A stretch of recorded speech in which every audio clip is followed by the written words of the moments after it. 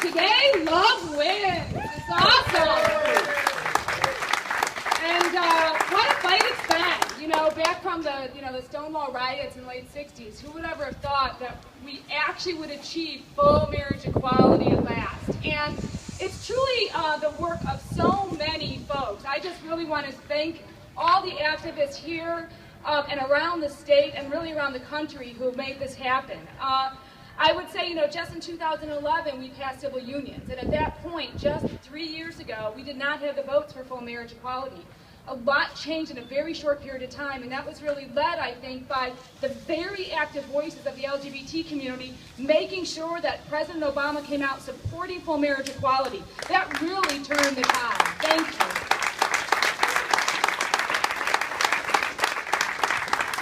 And I would just tell you that with that, I really heard the voices of my colleagues as we talked about the need to move from civil unions to marriage equality and why civil unions just were not equal. And they really did. They listened to the president. They listened to the stories they were hearing in their offices from people really taking the time to come and tell them what it means.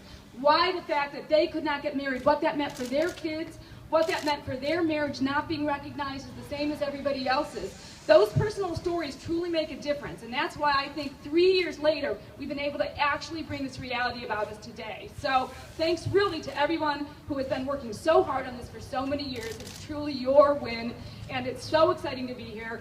I really also want to just recognize Bernita Gray in memory today. She has been a long-time LGBT activist in the state of Illinois and around the country. As Harry mentioned, she was the first person to get married in Illinois on November 27th. I want to close with the words that Barack Obama wrote to her and Pat Ewart. I think it's very appropriate. Upon their marriage, she wrote to them, "A love like yours is truly something to treasure." Barack Obama, thank you very much for being here today to celebrate this momentous occasion.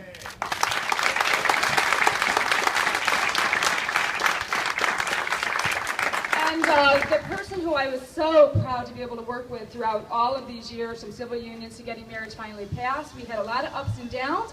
Always, we could count on Greg's stalwart leadership and true support for this. Greg Harris, one of my state reps, and just a true friend, and I count him a very valuable person in my life. I'm very glad to be able to be here today to celebrate with him. Woo!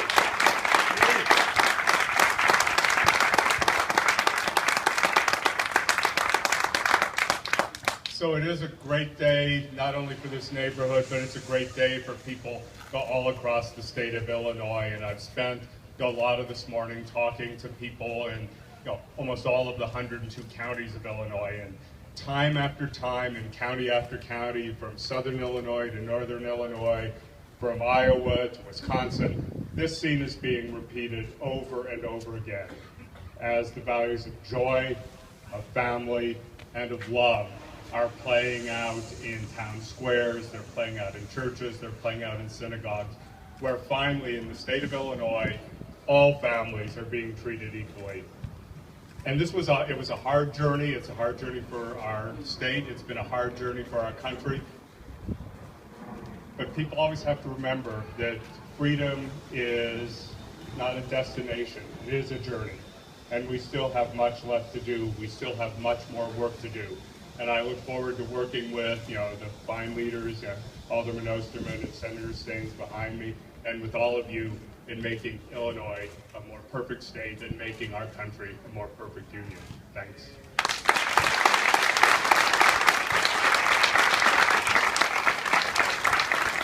Let's give another round of applause for Greg Harris and Heather Staines.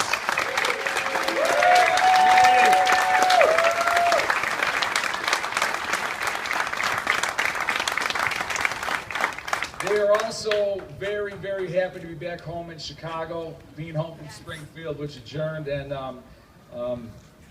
again, say thanks to them. We now want to bring up the Edgewater Singers. They're going to do a performance for us.